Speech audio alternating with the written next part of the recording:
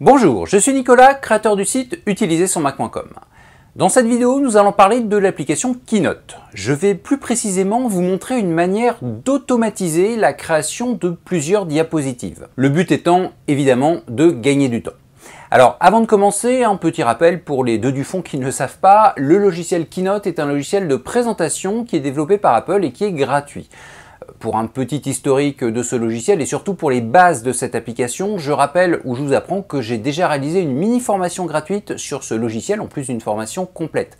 Vous retrouverez la première vidéo de cette mini formation gratuite en haut à droite ainsi que dans la description de la vidéo actuelle. Concernant la seconde vidéo de la mini formation sur Keynote, elle est gratuite également mais privée. Donc pour la voir, vous rentrez votre adresse email après avoir cliqué sur le nouveau lien en haut à droite, que je place également dans la description de la vidéo actuelle. Cette seconde vidéo vous apprendra notamment 3 fonctionnalités permettant d'améliorer votre présentation. Alors avant de commencer avec Keynote, je ne perds pas les bonnes vieilles habitudes, je vais donc réaliser mon classique moment auto-promo. Je prends quelques secondes pour informer ceux d'entre vous qui désirent un maximum de renseignements sur leurs produits Apple. J'offre aux abonnés de ma newsletter des conseils exclusifs qui ne sont disponibles ni sur le site utilisersonmac.com, ni sur la chaîne YouTube correspondante. Pour s'abonner, c'est gratuit et c'est en cliquant ici que ça se passe. Bon, maintenant que vous êtes tous abonnés à ma newsletter sans exception, je vais pouvoir revenir au sujet de cette vidéo, comment automatiser la création de plusieurs diapositives avec Keynote. Pour vous montrer cela, je vais prendre un exemple concret que certains d'entre vous ont déjà vu puisque je l'utilise dans ma formation complète sur l'application Keynote. Alors je précise tout de suite que c'est un exemple de démonstration, donc je dois vous avouer que je n'ai jamais eu à l'utiliser personnellement. Mais ma femme étant professeure, je sais que cela peut servir à tous les enseignants qui ont fait d'ailleurs leur rentrée il y a quelques jours. Et cela peut aussi servir à leurs élèves. Imaginez que je souhaite étudier avec des élèves, je vais mettre dans la peau d'un professeur de français, imaginez donc que je souhaite étudier avec mes élèves une fable de La Fontaine. J'ai déjà fait mon choix, ce sera Le Corbeau et le Renard. Alors j'ai copié au préalable l'intégralité de cette fable dans un simple document de texte. Je l'ai évidemment étudié il y a très longtemps, mais comme je ne la connais plus entièrement par cœur, je l'ai tout bêtement copié-collé à partir de Wikipédia. La voici. Ce que je vous propose, c'est de créer une présentation qui possédera un vers par diapo. Le but est de pouvoir les étudier un par un. Ce que je vais faire maintenant, c'est que je vais créer une présentation. Bon, je vais partir de ce modèle. On peut évidemment prendre n'importe lequel. Vous noterez que par défaut, il y a 3 cadres, du moins dans ce modèle. Alors évidemment, j'ai presque une vingtaine de vers, donc je ne vais pas m'amuser à créer une diapo à chaque fois et à coller dedans juste le vers qui m'intéresse. C'est faisable, mais c'est un peu long. Le but, c'est quand même pour moi de vous montrer un outil pour automatiser cela. En fait, ce que je vais faire, c'est que je vais aller dans la structure de cette présentation. Ici, je vais retrouver toutes les diapos. Alors pour l'instant, il n'y en a qu'une. Et ce qui est intéressant, c'est que pour placer un texte dans la zone de texte principale, il me suffit de le copier-coller. Par exemple, si je souhaite remplir la première diapo, je vais copier mon premier vers et le coller ici. Voilà. Bon, c'est écrit tout petit, mais ça, on va l'arranger après. Pour l'instant, j'ai juste mis un seul vers. À la base, j'en ai plein à mettre. Or, il y a une fonction intéressante, c'est que lorsque vous copiez du texte ici, à chaque fois qu'il y a un retour à la ligne, une nouvelle diapo va être créée. Donc, au lieu de coller juste mon premier vers, je vais tous les sélectionner, tous les copier, et ensuite, je vais coller l'ensemble. Et là, comme vous le voyez, j'ai une diapo pour chaque vers, ce qui est normal puisque j'ai un retour à la ligne à la fin de chaque vers. Vous imaginez donc le temps gagné par rapport à une création diapo par diapo. Alors bien entendu, on va très facilement arranger le petit problème de la taille de l'écriture et on va également profiter pour changer un peu la mise en page. Pour cela, je retourne dans mon navigateur traditionnel. Et je sélectionne tout. Ensuite, je vais modifier les dispositions de diapositive. Comme c'est la zone de texte principale qui a été remplie, c'est celle du titre, donc je vais supprimer les autres. Alors le plus rapide est d'ailleurs de tout sélectionner, puis de désélectionner le titre en laissant presser la touche commande du clavier pendant que l'on clique sur le titre.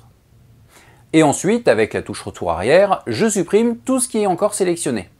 Bon, maintenant je vais pouvoir m'occuper du texte proprement dit. Donc, pour commencer, je vais changer la taille de caractère. Tiens, d'ailleurs, je vais aussi changer la police de caractère. Je vais ensuite centrer ma zone de texte. Et tiens, je vais changer aussi l'arrière-plan.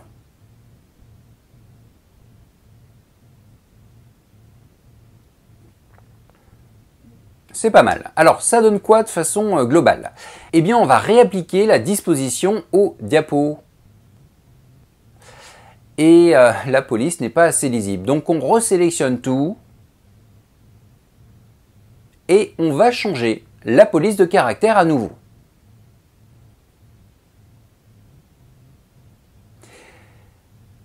Et bien voilà, le résultat est très bien. Comme vous le voyez, ça s'est fait rapidement. D'ailleurs, j'allais oublier, hein, vu le nombre de slides, je vais les numéroter.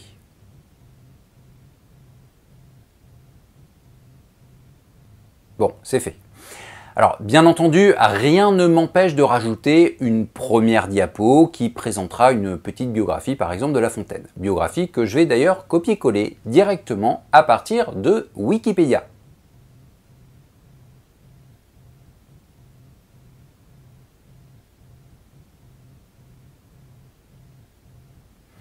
Alors si vous êtes un élève, je rappelle que copier-coller tout un texte n'est pas de la recherche, c'est un plagiat, à moins évidemment de rajouter votre source. Mais je doute que votre prof soit content de retrouver l'intégralité d'un article Wikipédia dans l'un de vos devoirs.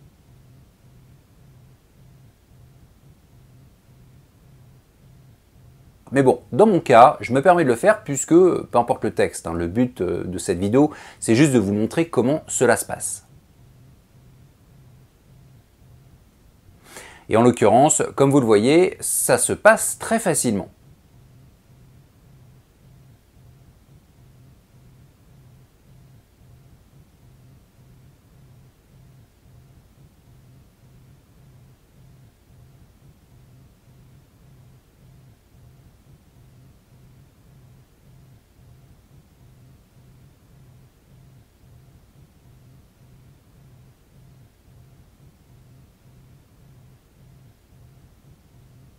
J'ai fini.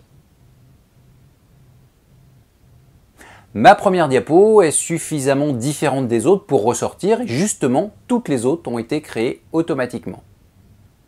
Alors, avant de clore cette vidéo, j'insiste sur un point important. Dans mon exemple, la première diapo de mon Keynote n'a pas été créée via une automatisation, et je ne souhaite pas qu'elle ressemble aux autres. Pourquoi j'insiste sur ce point ? Eh bien parce que, souvenez-vous, je vous ai montré tout à l'heure le menu réappliquer la disposition à la diapositive. Or, si je réapplique sur ma première diapo, chose que je n'avais pas encore fait sur cette slide, eh bien Keynote est obéissant et il le fait. Ce qui, dans mon cas, ne m'arrange pas du tout. Donc pensez à cela, lorsque vous réappliquez la disposition à la diapositive, vous n'êtes pas obligé de le faire sur toutes vos diapos.